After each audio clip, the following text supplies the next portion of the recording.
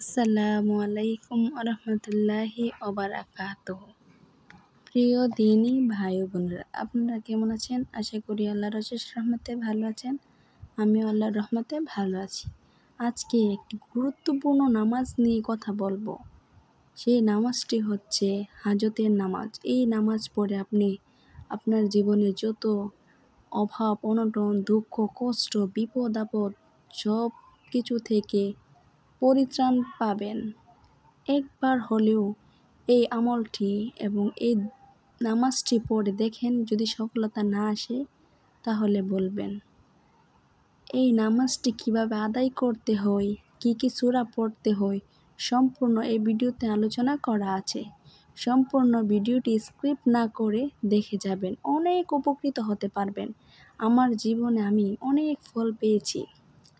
আমি যখন class 10-এ SSC পরীক্ষা দিয়েছি, আমার গণিত পরীক্ষা অনেক খারাপ হয়েছে, কিন্তু আমি এই হাজতের নামাজ পড়ে আল্লাহ তাআলার কাছে দোয়া করার পর আমার কল্পনার বাহিরে রেজাল্ট এসেছে। আপনারাও আমল করবেন। কথা না বাড়িয়ে চলুন ভিডিওটি শুরু করা যাক। হাজতের নামাজের নিয়ম, হাজতের নামাজের ফজিলত, আমল বিস্তারিত শুনুন। প্রথম মাসালা, কেউ যখন কোনো বিপদ বা অভাব অনটনে পতিত হয় অথবা মনে কারো কোনো আকাঙ্ক্ষা থাকে, তখন তার উচিত সর্বপ্রথম আল্লাহ তাআলার দিকে রুজু হওয়া। অতঃপর কাজ সাধ্যের ভেতর হলে যথাসাধ্য চেষ্টা করবে এবং ফলাফলের জন্য আল্লাহ পাকের রহমতের উপর ভরসা করবে। প্রথমে উজু করে আল্লাহ তাআলার দরবারে হাজতের নামাজ আদায় করবে। হাজতের নামাজ আদায় করার নিয়ম হচ্ছে সুন্নত নামাজের পরে এবং ফরজ নামাজের আগে 2 রাকাত নামাজ পড়া।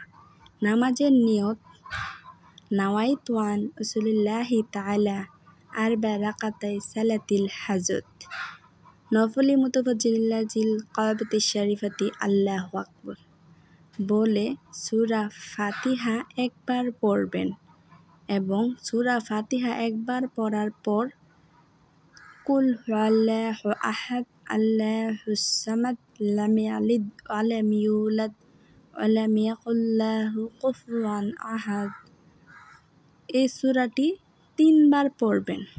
3 বার পড়ার পর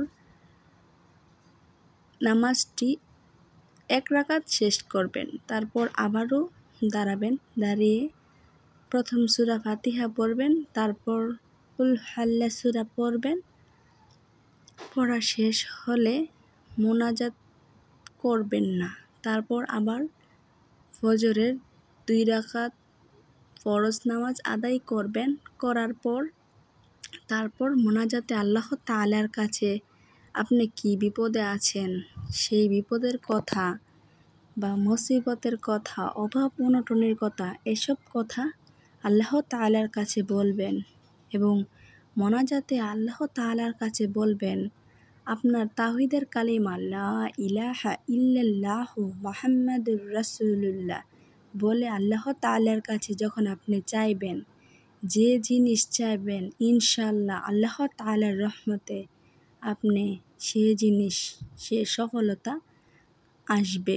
এবং আপনার যদি দুঃখ কষ্ট অভাব অনটন বিপদ আপদ থেকে থাকে, তাহলে আল্লাহ তাআলার রহমতে নিমিষে আপনি সেই বিপদ আপদ থেকে রক্ষা পাবেন। একবার আমল করে দেখেন, যদি আপনার জীবনে পরিবর্তন না আসে তাহলে বলবেন যে আমার জীবনে পরিবর্তন আসে নাই। আর কথা না বাড়িয়ে এভাবে নামাজটি আদায় করবেন বলে শেষ করছি। আসসালামু আলাইকুম রহমতুল্লাহি ওবারাকাতুহু।